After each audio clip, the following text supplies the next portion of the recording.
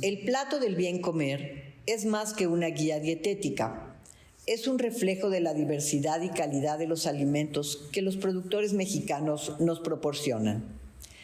Esta herramienta gráfica y educativa es utilizada en México para promover una alimentación saludable y balanceada.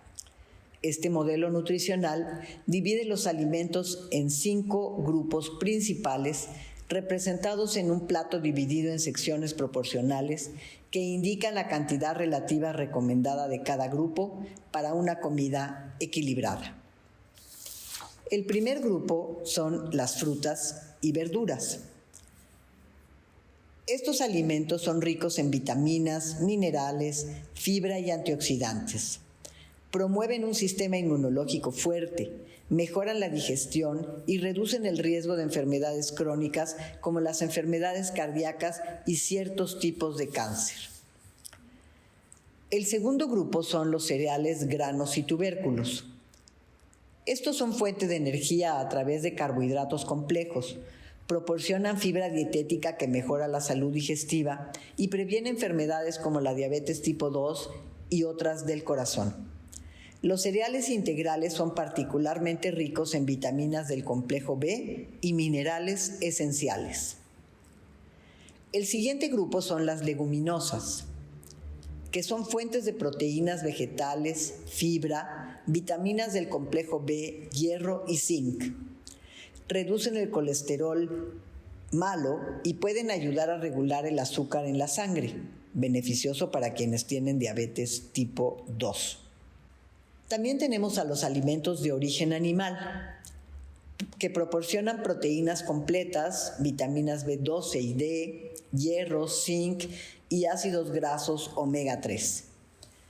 Son esenciales para la salud muscular, la función cerebral, la salud ósea y la regulación del sistema inmunológico. El grupo de aceites y grasas saludables son fuentes de ácidos grasos esenciales como omega 3 y omega 6, fundamentales para la función cerebral, la salud del corazón y la respuesta inflamatoria adecuada. Los aceites saludables pueden ayudar a reducir el colesterol malo y aumentar el colesterol bueno. Además de consumir los alimentos de cada grupo, algunas recomendaciones importantes incluyen preferir alimentos frescos a los procesados en cantidad adecuada de acuerdo a la edad y requerimientos energéticos de los niños. Se sugiere también evitar bebidas endulzadas, tomar suficiente agua y establecer horarios de comida regulares y adecuados. Bienvenidos y bienvenidas a Salud en Serie, un programa de la División de Estudios de Posgrado de la Facultad de Medicina de la Universidad Nacional Autónoma de México en conjunto con la CUAED, cuyo objetivo es proporcionar información acerca de los temas más relevantes de la educación para la salud y en este caso para los niños.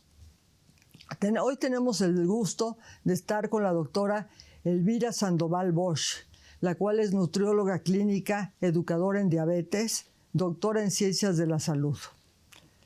Y este tema yo creo que es de gran importancia para toda la población, ya que sabemos que uno de los principales problemas que tiene nuestro país es la obesidad de niños, y esto conlleva a grandes cosas. Y por eso quisiera preguntarle ahora a la doctora, que además de que es una magnífica ponente, una magnífica nutrióloga, también es una gran amiga. ¿Tú nos podrías decir, Elvis, qué deben de comer los niños? Antes que nada, muchas gracias por la invitación. Sí, bueno, es importante que desde las infancias aprendamos todos a comer. Y la respuesta puede parecer muy sencilla, que es ¿qué necesitan comer? De todo. Realmente no hay una alimentación restrictiva siempre y cuando no tengan alguna enfermedad. Ahí es cuando tendríamos que hacer algún ajuste, pero realmente las infancias pueden comer de todo. Bueno, ese es muy bueno. ¿A qué edad deben de empezar los niños a comer cosas que no sean leche? La alimentación complementaria, bueno, sabemos que la normatividad dice que es a partir de los 6 meses para proteger a las chiquitinas y chiquitines de alguna enfermedad o de alguna intolerancia o alguna alergia. Entonces, la recomendación es a partir de los 6 meses empezar a hacer la introducción de alimentos diferentes de la leche, pero eso no significa que dejemos la lactancia materna. Es importante acompañarla en este proceso. ¿Cuál sería el alimento primordial durante el primer año de vida? Pues la lactancia materna siempre va a ser el mejor alimento, el mejor acompañamiento para las infancias, y poco a poco irlos incorporando a la alimentación familiar para que vayan aprendiendo estos alimentos y vayan aprendiendo a cuidar la salud. Muy bien. ¿Y cómo debe de modificarse el patrón a partir del año o de los 2 años? Aquí, ¿cuál sería la importancia? Bueno, la introducción de estos alimentos es importante que veamos la consistencia que las niñas o los niños tienen. Sabemos más o menos a qué edad tienen la dentición, pero hay unos que les salen los dientes antes, hay a quien les sale un poquito después, entonces sí hay que ver si ya está empezando la dentición, pues ya podemos dar unos picaditos más grandecitos, que eso les ayuda para la dentición, y ya pueden comer un poquito más sólido. Conforme vayan creciendo y vayan teniendo la dentición completa, la maduración tanto fisiológica como psicológica para el manejo de los alimentos, pues ya se puede realmente tener la misma alimentación que los adultos. Lo único que hay que recordar es que los niños no son adultos chiquitos y que su estómago es más chiquito que el de nosotros. Entonces también es importante cuidar la cantidad de alimento que les servimos, y es importante identificar cuando el niño dice que ya está con saciedad, no obligarlos a comer de más, porque entonces ahí vamos a perder o el niño va a perder o no va a poder identificar más grande cuando ya realmente tiene que parar de comer porque ya satisfació esta necesidad biológica, y entonces podemos tener un problema mayor. Bueno, eso es muy importante porque los papás siempre decimos, no, pues tienes que acabarte la sopa, después de la sopa que el arroz y luego la carne, y piensan que debe de comer muchísimo el niño. Y después nos asombramos por qué el niño está obeso, por qué come tanto, por qué no sé qué, y es cuando queremos parar todo, pero nosotros mismos somos los que hemos hecho ese mal hábito. Entonces sí es muy, muy importante. Hay niños, por ejemplo, que llegan y que tienen un sobrepeso importante y dicen, ¿por qué viene? Porque no come bien, porque lo veo delgado, porque lo veo demacrado. Le digo, no, para esto ya existe un peso, unas líneas que van perfectamente y que nos van a decir, no es que yo diga, aquí es donde nos van a decir si está por arriba o por abajo, o está normal. Pero eso sí, como padres nos cuesta mucho trabajo. La sobrealimentación es algo en lo que pecamos siempre. Sí, y pues no es por echar culpas ni mucho menos, pero nuestras costumbres mexicanas también lo tenemos relacionado, esta parte de amor, cuidado con alimentación. Entonces, te quiero mucho, te regalo algo de comer. Estoy muy contenta, te regalo algo de comer. Entonces, cuando a veces decimos no gracias, parece que estamos atentando con el amor de los padres.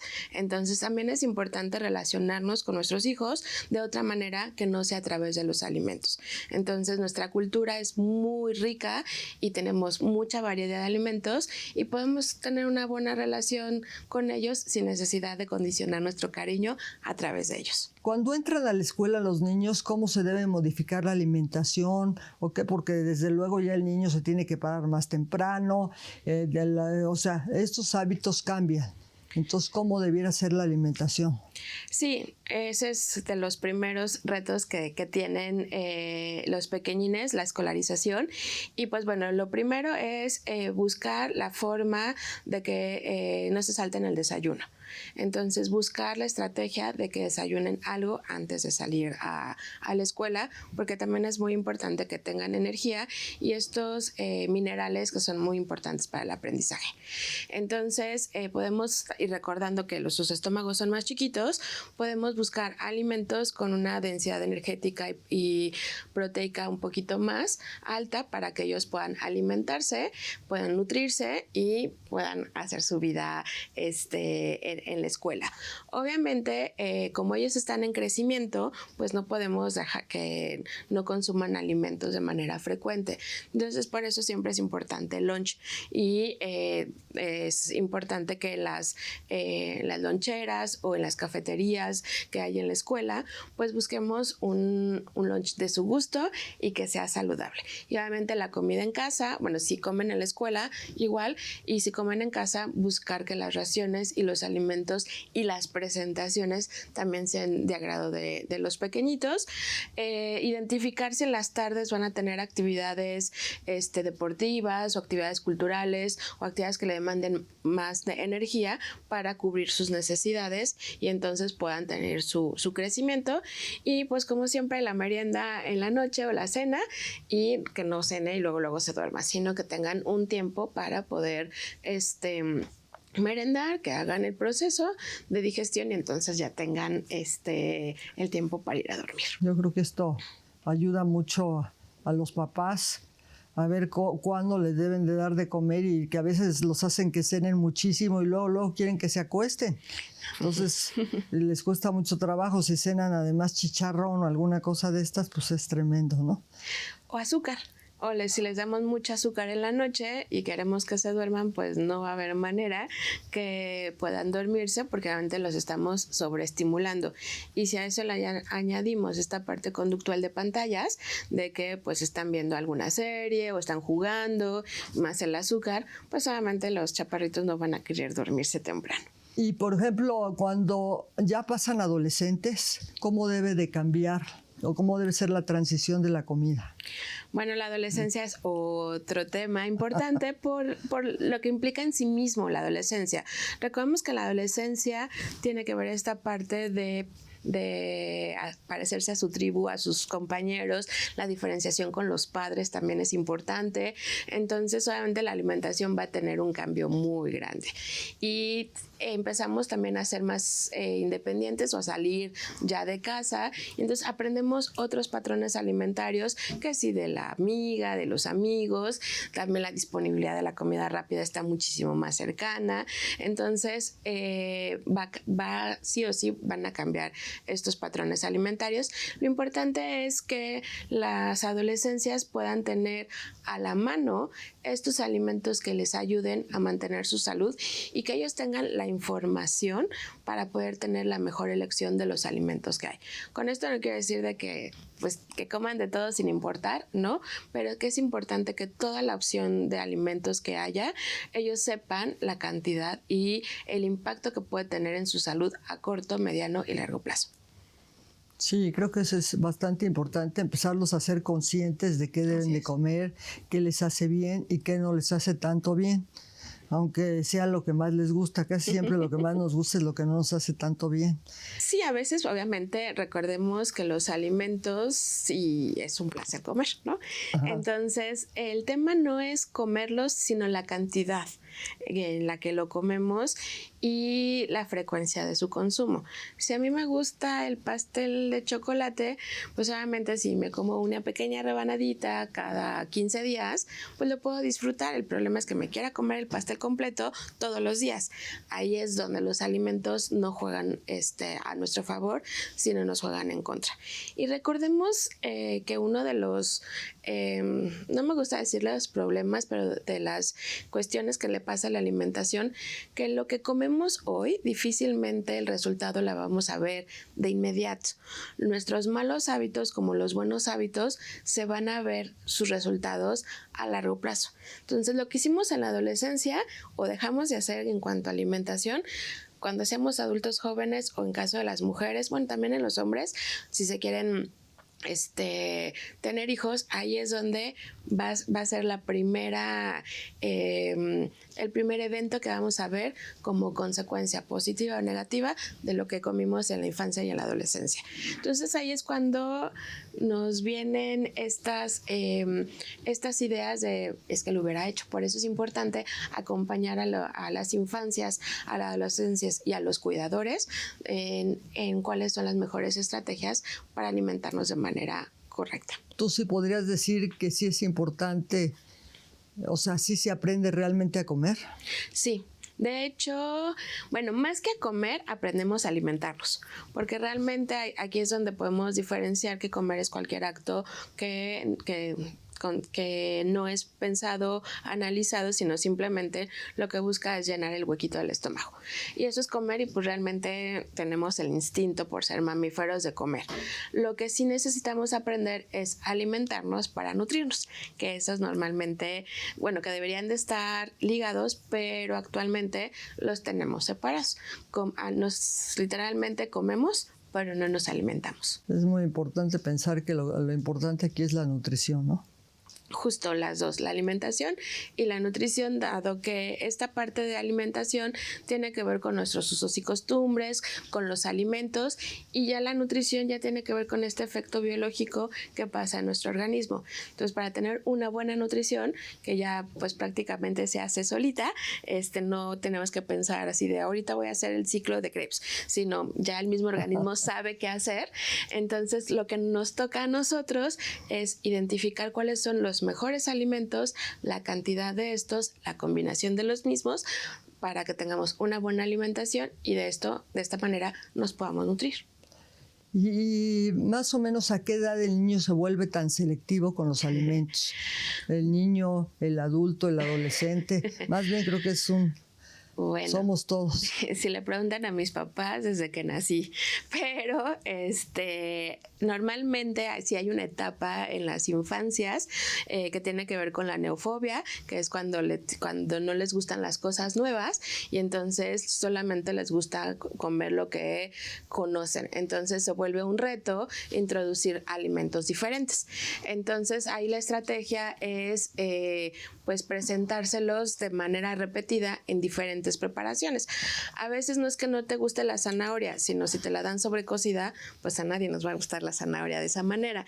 Entonces es importante presentarlas en diferentes momentos, en diferentes presentaciones, para que las infancias puedan identificar si les gusta o no les gusta ese alimento.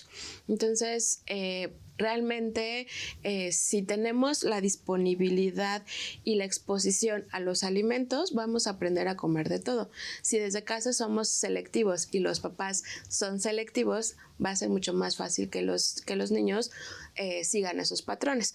Lo que hemos visto, luego veía mucho en consulta, es que al papá no le gustaban las verduras, pero le exigían que el niño los comiera. Entonces, si no ven que el adulto en casa o el cuidador en casa lo consumen, difícilmente ellos van a imitar esa conducta. Entonces, si queremos que el chiquito o la chiquita coma algo, pues tiene que ver a los papás y a los cuidadores consumirlo. De otra manera va a ser mucho más difícil que lo haga. Sí, no, porque se dice que hay que predicar con el ejemplo, ¿no? Que eso es realmente importante.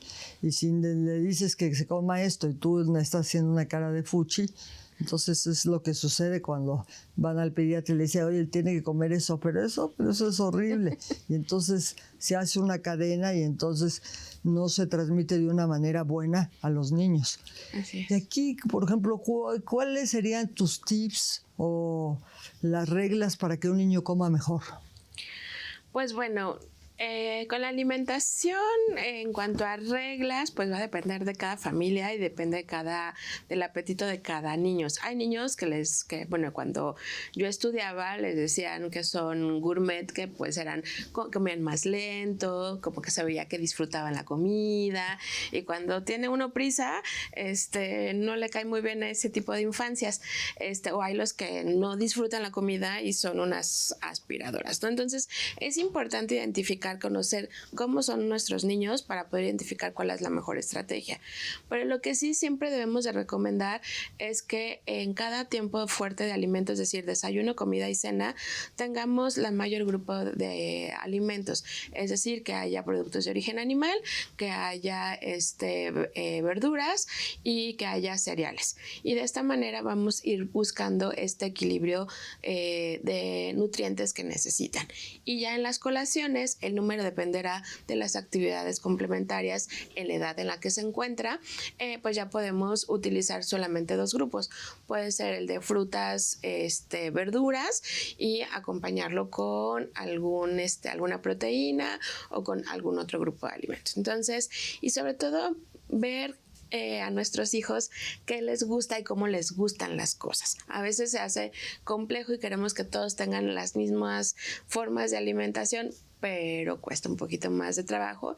Entonces es ver si no les gustan las cosas, las consistencias gomosas, pues tratar de que las cocciones no den ese efecto en los alimentos. Si no le gustan las cuestiones gelatinosas, pues entonces pues no demos con tanta frecuencia estas consistencias para que de esta manera puedan los chiquitines comer y aprender a disfrutar de la alimentación.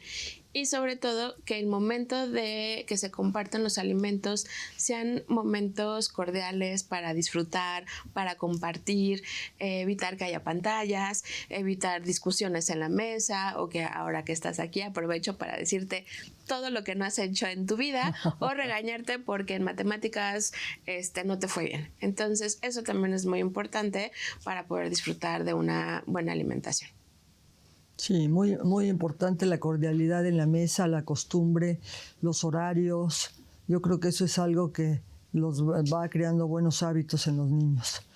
Bueno, otro de los alimentos primordiales de primera, ¿cuáles serían? Pues bueno, se le ha dado siempre mucho peso a la proteína de origen animal por el tipo de aminoácidos que tienen. Sin embargo, eso es algo que me encanta de la ciencia de la nutrición, ha demostrado que podemos tener proteínas de alto valor biológico que provienen de alimentos de origen vegetal.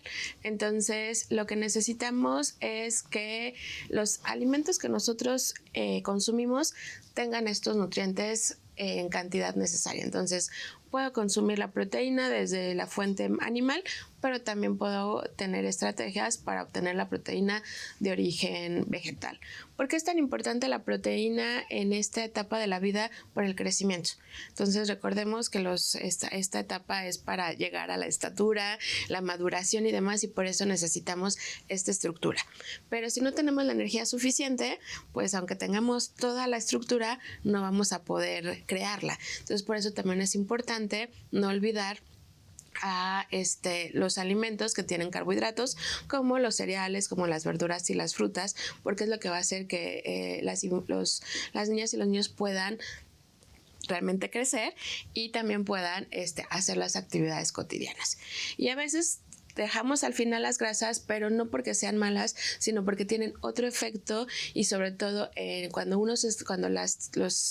los niños o las infancias están transitando en la pubertad, pues va a ser muy importante este grupo de alimentos, este grupo de nutrientes para poder hacer esta maduración. Entonces, realmente que haya un solo alimento es difícil. No tenemos un alimento tan completo excepto la leche materna, y en su momento, por lo mismo es tan importante que tengamos combinación de todos los alimentos. Y por ejemplo, ¿en qué proporción lo deben consumir? Pues ahí sí va a depender de las necesidades de cada infante, porque si bien no hay mucha diferencia por sexo cuando son chiquitos, sí hay por complexiones y sí hay por actividades que están realizando. Pueden ser 2 pequeños de 5 años, pero uno tiene clase de natación, de básquetbol, de judo, esgrima. Entonces obviamente su requerimiento va a ser muchísimo mayor a un chiquito chiquitín de 5 años que solamente está en videojuegos, ¿no? Entonces no podemos decir una sola recomendación para todos porque va a depender de pues lo que hacen y también cómo fue pues su desarrollo intrauterino.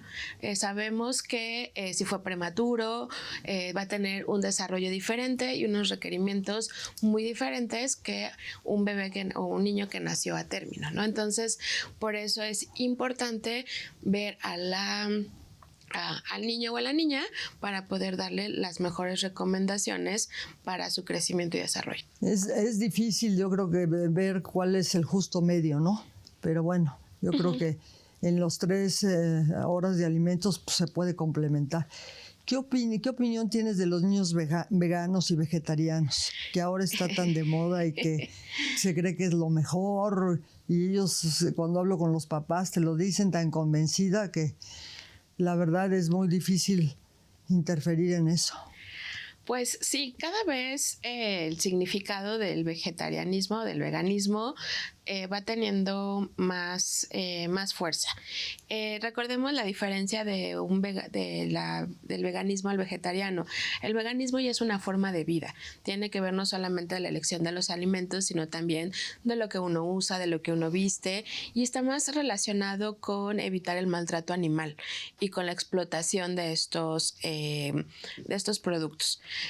Ya la parte vegetariana, hay toda una amplia opciones del quehacer vegano. Están los ovolacto-vegetarianos, vegetarianos estrictos y van matizando dependiendo. Ahora, en cuanto a las infancias, puede ser muy nebulosa esa parte o de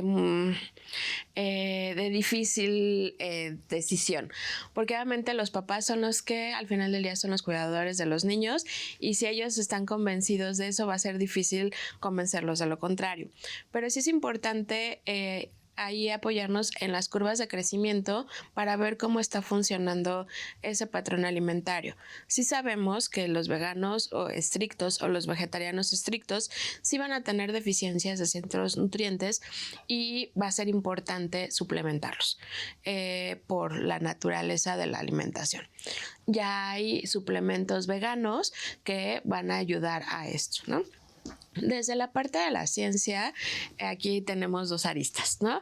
Si lo puedes cubrir con los alimentos, no hay necesidad o no tendríamos por qué utilizar productos que complementen, ¿no? Pero desde esta parte también de la ciencia, donde tomamos en cuenta al sujeto, pues también es respetar sus usos y costumbres, ¿no? Entonces, ahí lo importante es que los papás sepan las implicaciones a corto, mediano y plazo de este patrón alimentario para sus hijos que están en crecimiento, que no es lo mismo un adulto que siga este patrón alimentario a un infante o a un adolescente. Si son ovolacto-vegetarianos, la verdad es que yo no tendría mayor problema porque realmente consumen alimentos que pueden complementar perfectamente o que pueden cubrir perfectamente todos los requerimientos. Entonces, habría que identificar qué tipo de patrón alimentario siguen los papás y de qué manera, si es necesario suplementar, darle esta suplementación para que a la larga no tengan problemas, sobre todo en el desarrollo que cuando están en la pubertad pueden llegar a tener. Sí, nosotros como pediatras, yo cuando son sobre todo veganos, lo que hago es que cada año por lo menos que tengan una biometría hemática para ver cómo está, si no están anémicos, si tienen alguna cosa, y bien una química sanguínea para ver cómo están las proteínas. Así es. Porque luego eso es lo que sucede, ¿no? Que las proteínas también se ven alteradas. Y esto, pues por eso, además de los niños sanos y de los niños gorditos y todo el mundo quiere darles suplementos alimenticios, porque es una moda y yo creo que es una manera de sentirnos bien, de que estás cuidando al niño, de que el niño está sano, aunque el niño no lo necesite. ¿Qué de opinión tienes de esto? Sí, además de ser una moda, también a veces es cómodo. Porque nada más uno abre una lata, un botecito, te lo tomas y ya tuviste un tiempo de comida y normalmente los sabores son agradables. Entonces, pues las mamás o los cuidadores batallan menos con sus hijos para que coman, ¿no? Entonces es de, ay, no voy a pelear contigo, ten y ya, tú feliz, yo feliz y todos felices. Entonces, pero realmente desde el punto de vista de la alimentación no estamos realmente ni educando, ni estamos ayudándole a la infancia a ser consciente de lo que está consumiendo. Y también se sabe que los suplementos y los complementos solo se indican cuando hay una enfermedad real, ¿no? Cuando hay un problema de mala absorción, un problema de deglución, un requerimiento elevado por la cual, con los alimentos solitos no podamos cubrirlos. Entonces, si no estamos enfrente de un requerimiento específico o una necesidad como a lo mejor fenilcetonuria, que son muy específicos, que sí necesitan una alimentación sumamente cuidadosa, o con mucha planeación, realmente no es necesario utilizar ningún suplemento, ningún complemento, ningún complejo vitamínico si realmente tenemos una alimentación variada, completa y suficiente. Bueno, ahora sí nos vamos a ir a la pausa y regresamos en un momento con ustedes.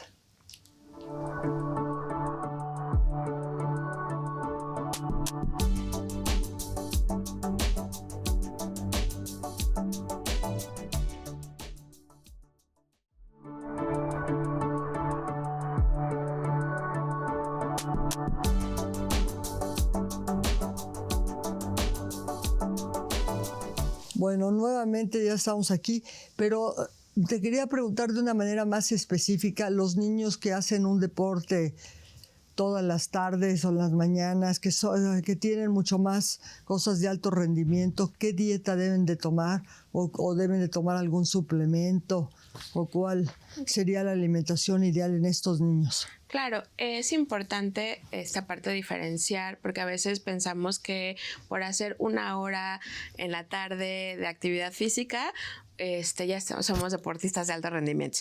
Sí ayuda, pero realmente no somos deportistas de alto rendimiento.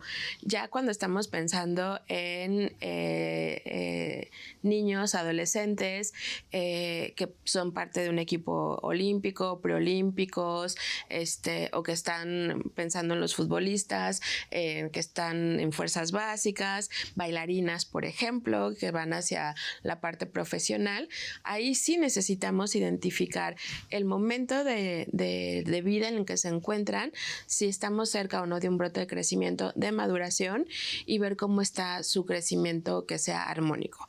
Ahí sí es donde necesitamos darles un plan de alimentación con más energía, con más proteína, o sea, con más de todo, para mantener su crecimiento y que puedan rendir en ese deporte representativo.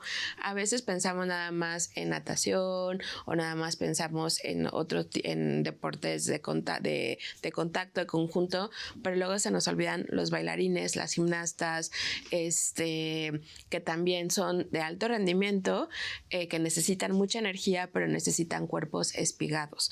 Entonces, muchas veces hay ciertas restricciones con ellos y no es bueno. Entonces, no importa el deporte o la disciplina que cada quien realice, lo importante antes de cualquier cosa es mantener la salud.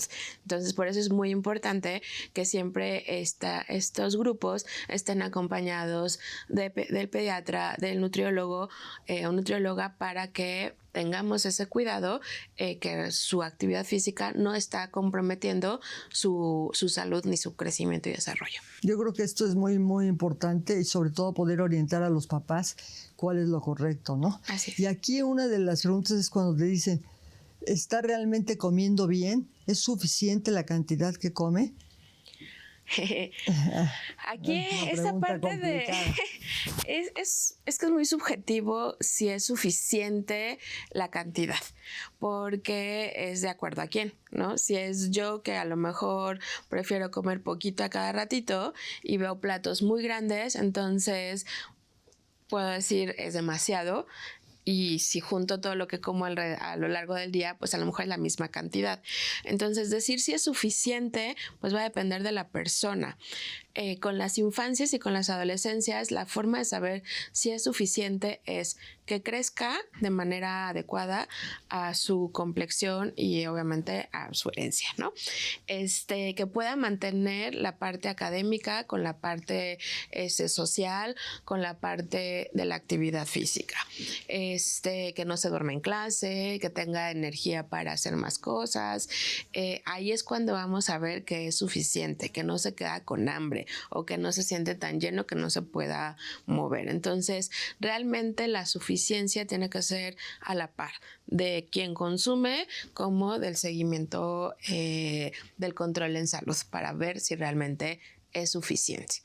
Sí hay deportes como por ejemplo la natación, cuando están en estas actividades que nadan de mariposa y que nadan de dorso, que es una cantidad impresionante de energía que necesitan, y entonces ahí sí podríamos pensar en utilizar algún tipo de complemento para poder alcanzar los requerimientos por el ejercicio más el crecimiento.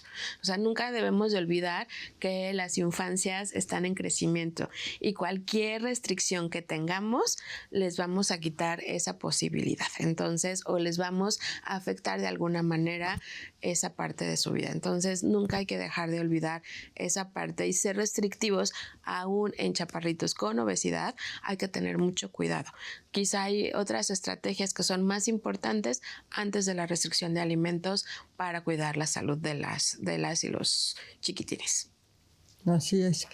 Y muchas veces, como todo mundo tiene prisa y como estaban las máquinas con la comida chatarra, pero bueno, ahora ya sabemos que eso felizmente ya no está al alcance de todo mundo, pero sí pasa el que pasa por los coches y te quiere vender los churritos, y que además hasta los adultos se nos antoja muchísimo. ¿Qué opinas de la comida chatarra?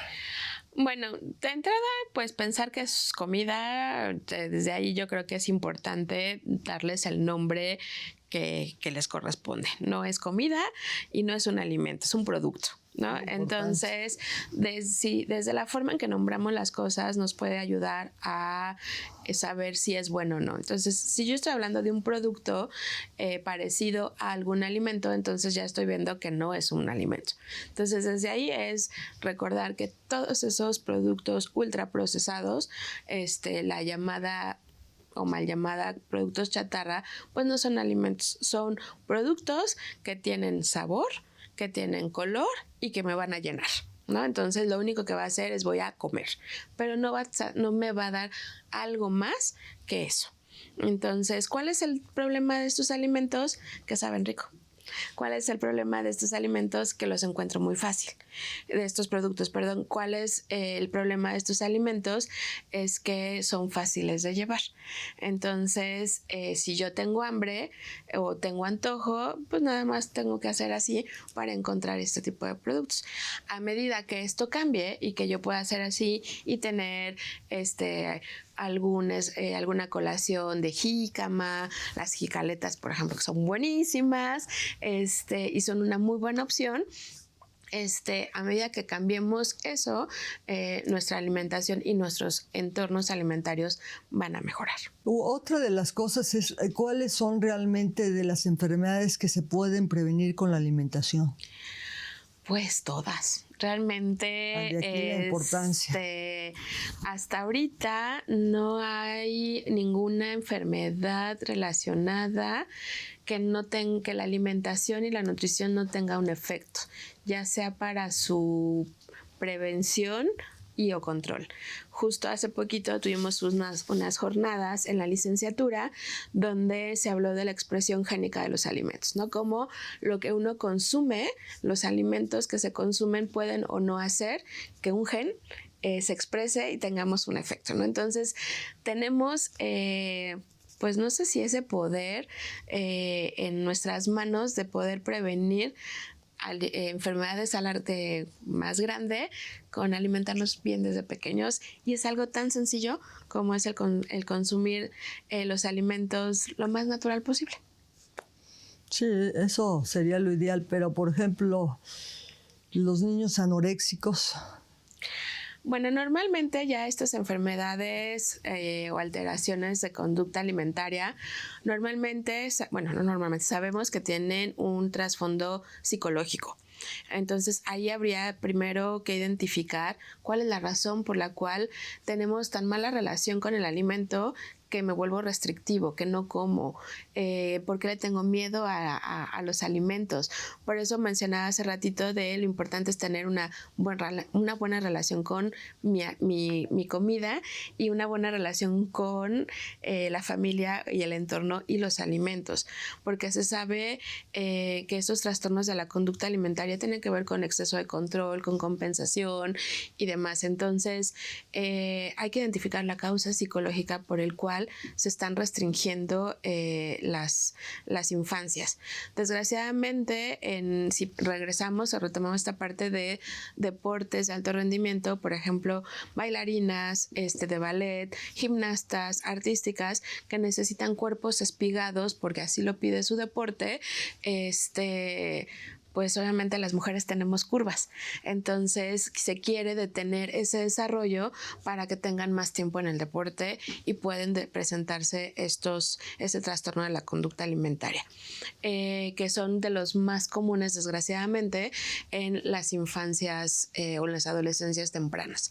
Tenemos otros trastornos como la bulimia, pero también se ha visto que en algún momento ya no fue parte del diagnóstico de trastornos de la conducta alimentaria, pero ya acaba de regresar en el DSM-5, que es la pica. Esta parte de estar comiendo cosas que no son alimentos, de una forma de tranquilizar o como una estrategia compensatoria que no me va a aportar energía o va a favorecer que yo suba de peso, ¿no? Porque hay una fobia al sobrepeso, hay una fobia a cuerpos que no son hegemónicos, entonces pues obviamente este tipo de trastornos se está incrementando. Entonces es muy importante tener una buena relación con nuestro cuerpo, con los cuerpos de las infancias, reconocer que venimos de todos tamaños, colores y sabores y que nuestros cuerpos también van a ser diversos y que no hay una sola forma, y eso va a ayudar mucho a prevenir los trastornos de la conducta alimentaria. Sí, qué importantes. Yo creo que en estos trastornos también debe de entrar el psicólogo, sí, y debe de entrar sobre todo la orientación a los papás, sí, porque a veces eso es lo que falla y hace que esto se vuelva a veces peor. Así es. Entonces creo que es muy importante. Por otro lado, ahorita ya vamos a ir con las preguntas con Paulina y regresamos con ustedes. Muchas gracias, doctora Limón. A continuación daremos lectura a las preguntas que nos hicieron llegar a las redes sociales de Mirador Universitario. Las preguntas son: ¿qué alimentos pueden producir alergia en los niños y por qué? ¿Cuánta carne debe consumir un niño y una niña al día? ¿Se puede o debe de poner a dieta a un niño? Recuerden que a continuación aparecerán las redes sociales de Mirador, donde nos podrán hacer llegar sus dudas y comentarios acerca del tema. Regresamos al panel con la doctora Limón y la especialista para dar respuesta. Bueno, ahora sí, ya regresando con las preguntas de Paulina. En cuanto a las alergias, que las alergias alimenticias, pues unas ha sido un mito. Que no, que es alérgico, por eso no come, no, que porque realmente sí le cae mal. ¿Qué le sucede, no? Hay diferentes maneras de presentación de las alergias. Así es. Pues bueno, se sabe que mucho de las alergias en las infancias tiene que ver con la falta de lactancia materna. Y también está relacionado con una introducción temprana de los alimentos, es decir, antes de los 6 meses. Pero también recordemos que sí hay alergias que son heredadas, ¿no? Y que pues ni modo, tenemos esta parte familiar que contribuye a ciertos alimentos. Ahora, se sabe que los alimentos que favorecen las alergias son por parte de los aminoácidos, es decir, lo que tiene proteína principalmente.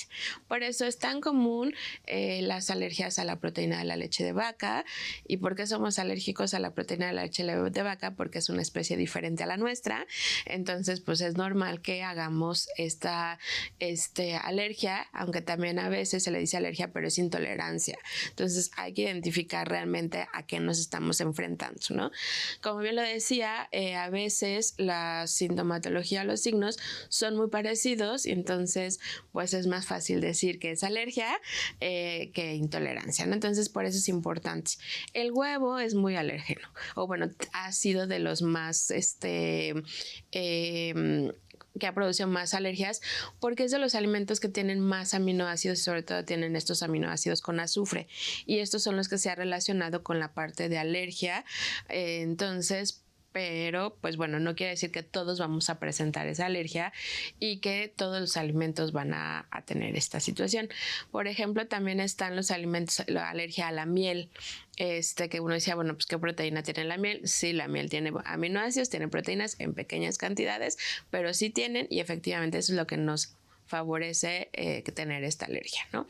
Entonces, ¿qué alimentos? Y también cada alergia, cada persona va a ser diferente a los alimentos. Hay quien es alérgico a uno y no a otro y viceversa, o solamente a una especie específica. Entonces lo importante es estar al pendiente de la reacción de las infancias. A veces pueden ser diarreas, a veces pueden ser erupciones o muchísimo más drástico, pues esta parte que hasta se nos cierra la garganta y podemos tener ya pues riesgo de la vida misma, ¿no? Entonces, si existen, hay que estar al pendiente. Se pueden dar en la infancia o podemos hacernos adultos y desarrollar alguna alergia alimentaria por alguna situación. ¿Qué tan frecuente es la alergia al pescado y al marisco? Mucho. Bueno, sí es frecuente, sin embargo, también es precaución y también a veces conozco gente que no le gusta y es más fácil que nuestro entorno, volvemos a decir esta parte de los entornos, ¿no?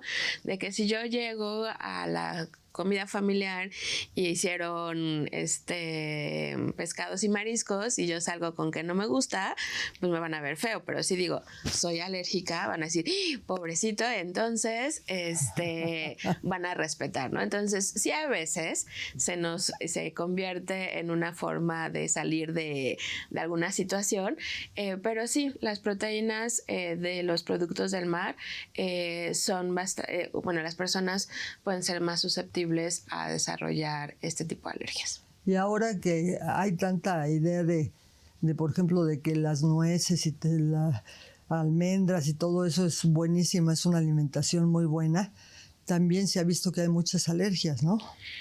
Pues aquí no habría que identificar si es que realmente es más las personas que tienen alergia a estos alimentos o como ahora se recomiendan más y están más accesibles, conocemos más esta alergia, ¿no? Porque antes identificábamos estos alimentos como muy ocasionales o para cierto estrato y ahora están mucho más al alcance de todos. Entonces habría que identificar si se ha aumentado las alergias o más bien el consumo, el visibilizar este consumo, nos está dando cuenta la presencia de esta alergia, ¿no?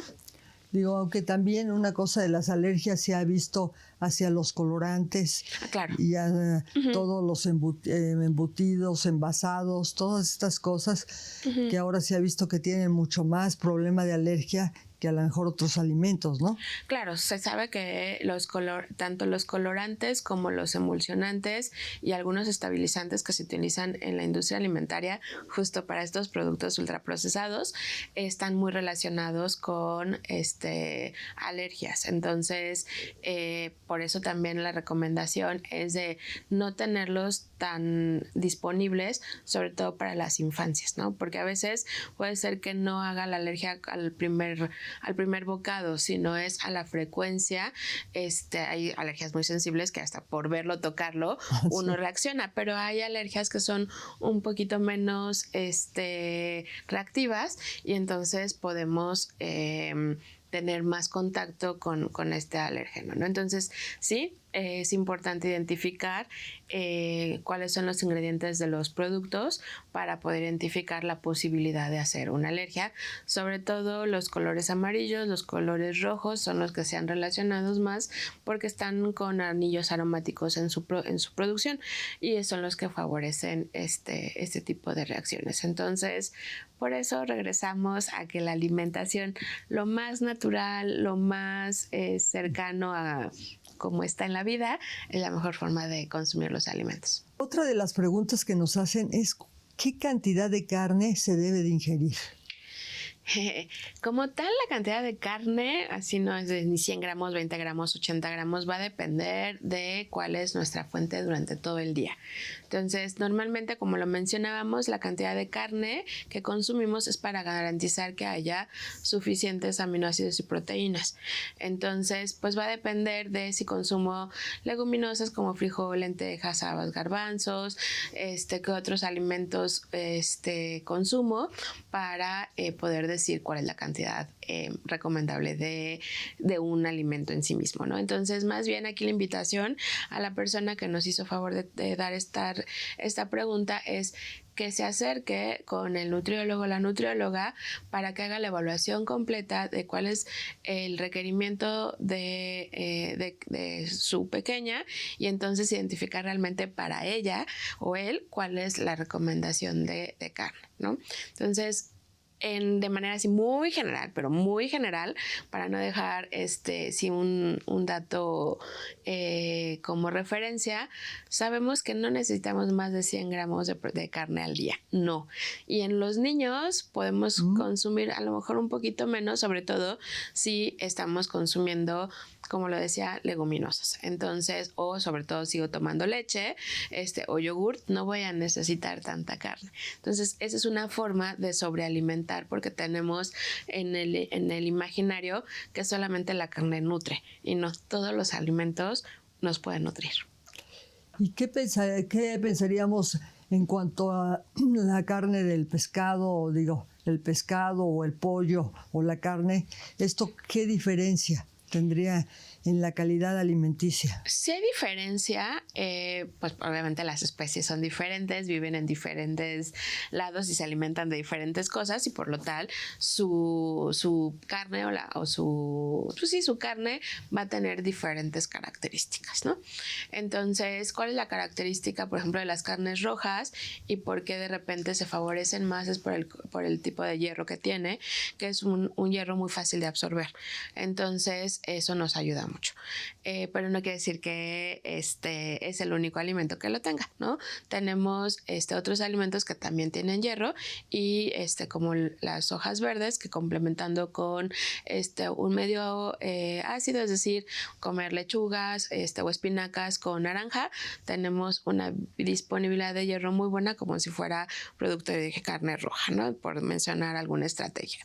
Entonces, eso es como lo que pensamos de las carnes rojas. Ahora, el pollo o las aves, si bien es cierto, tenemos la creencia que tienen menos grasa saturada a diferencia de la carne roja. Es un mito. Dependiendo de la pieza de pollo, es la cantidad de grasa que tiene. Entonces sabemos que, por ejemplo, la pierna o el muslo tiene la misma cantidad de grasa que cualquier corte no graso de la carne roja. Solamente en la pechuga de pollo o de pavo o principalmente estos dos que son los que comemos, son los que son cortes magros y que tienen menos grasa, ¿no? Obviamente la piel es lo que más grasa tiene de los animales, de las aves, entonces por eso siempre hay que quitarle la piel. Ahora, con respecto a los pescados, mariscos, aquí son por lo mismo de su alimentación y porque, pues bueno, los peces nadan mucho, entonces no se quedan tanto tiempo quieto como las otras producciones de alimentos, son más magros. en algunos casos, o el tipo de grasa que tienen la hemos identificado como saludable, como los peces de agua fría, salmón, trucha, que el tipo de grasa que tienen está relacionado con la salud. Entonces, por eso volteamos a ver a estos productos. Pero existen, por ejemplo, las almejas, el camarón, que no tienen ese tipo de grasa en su composición y que su grasa, como todo lo de origen animal, va a tener colesterol. Entonces, nada más es identificar la cantidad y la frecuencia para consumir estos alimentos, y ahora también le sumaría la forma de preparación, porque, por ejemplo, unos camarones al ajillo pueden ser muy buenos, y aunque tengan colesterol, esta sinergia que tiene con el ajo puede ayudar a que tengamos una mejor digestión y un mejor aprovechamiento de la proteína y de la grasa de ese alimento. Con respecto a las almejas o a los bivalvos, son grasita normal, porque pues bueno, ellos no se mueven mucho, su alimentación tiene esa característica, y ahí la recomendación, pues bueno, ahí con ellos son dos cosas importantes. Uno, la forma de preparar, que nunca sean crudos por las enfermedades que pueden tener estos alimentos, por el agua pues en la que viven, y tener mucho cuidado cuando uno escuche que hay temporada de marea roja, porque pues es donde más encontramos este tipo de afecciones. Entonces, y no es que nos hagamos ni alérgicos ni intolerantes, sino tenemos una infección por andar consumiendo estos alimentos, porque recordemos que nuestros mares también ya se están contaminando, y entonces pues ellos viven ahí, ellos comen de ahí, y pues son el efecto o el producto de la salud de los mares. Bueno, pues ahora sí, lástima, pero ya se nos está acabando el tiempo. Entonces, en conclusiones, ¿cuáles serían tus conclusiones para tener una buena alimentación en los niños? Pues incluirlos siempre en la preparación de los alimentos, incluirlos también en la compra de los alimentos, no decir que esto es de grandes o de chicos, no, ellos también tienen una opinión, y también el que vayan a hacer la compra al mercado, al súper, que opinen, incluirlos en la planeación de los menús, también es importante en cuanto a que ellos aprendan a alimentarse, y también es una forma para tener una buena dinámica familiar. No porque sean chiquitos no quiere decir que no puedan apoyar en algo en la preparación de la cocina. No les vamos a dar el cuchillo chef para que corten, pero sí pueden ayudarnos a trozar, o nos pueden ayudar a revolver, y que también eso, hasta en su maduración y su destreza, les pueden ayudar. Esa es una. Obviamente, lo que queramos que las infancias hagan, pues nosotros los tenemos que hacer en casa.